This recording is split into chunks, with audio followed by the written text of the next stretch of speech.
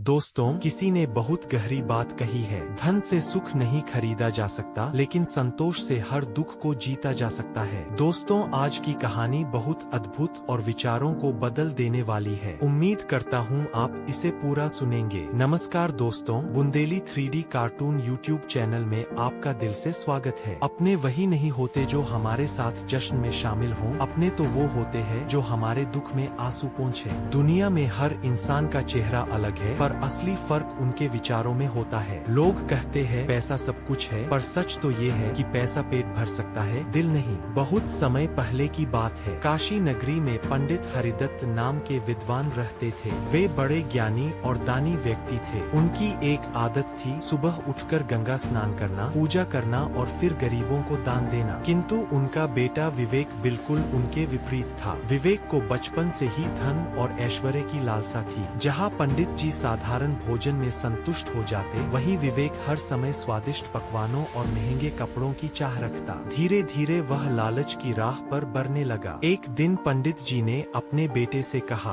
बेटा याद रखना, लोभ वह आग है जो कभी बुझती नहीं। अगर तू इसे नहीं छोड़ेगा तो एक दिन यही आग तुझे राख बना देगी। लेकिन विवेक ने पिताजी की बात को अनसुना कर दिया। कुछ समय बाद नगर में यह समाचार फैला कि राजा एक प्रतियोगिता रख रहे हैं। जो भी व्यक्ति राज्य के लिए सबसे अनमोल वस्तु लाएगा, उसे सोने से तोला जाएगा। यह सुनकर विवेक की आंखों में चमक आ गई। उसने सोचा, यही तो मौका है अमीर बनने का। वह जंगलों, पहाड़ों और दूरस्थ गांवों में घूमता रहा। कभी मोती ढूंढता, कभी रत्न, लेकिन उसे कुछ विशेष नहीं मिला। उधर पंडित हरिदत्त ने प्रतियोगिता के बारे में सुना तो वे मुस्कुराए और बोले, राजा को मैं सबसे अनमोल वस्तु दूंगा, संतोष। प्रतियोगिता का दिन आया। लोग सोना, हीरे, रत्न, मोती लेकर दरबार में पहुँचे। विवेक भी कुछ कीमती रत्न खरीद कर ले आया। जब पंडित हरिदत्त की बारी आई तो वे खाली हाथ खड़े थे। राजा ने आश्चर्य से पूछा, पंडित जी आप तो कुछ लाए ही नहीं। पंडित जी मुस्कुराए और बोले, महाराज मैं जो लाया हूँ वह अनमोल है, जिसे न चोर चुरा सकता है, न आग जला सकती है और न समय नष्ट कर सकता है। वह है संतोष। दरबार में सन्नाटा छा गया। पंडित जी ने आगे कहा, महाराज जिसने संतोष पा लिया उसके लिए पूरी दुनिया खजाना है, और जिसने लोभ को गले लगा लिया उसके लिए करोड़ों होने पर भी कमी बनी रहती है। राजा भावुक होकर बोले, सच कहा पंडित जी, यह वास्तव में सबसे अनमोल वस्तु है। सबने तालियां बजाईं, लेकिन विवेक शर्म से सिर झुकाकर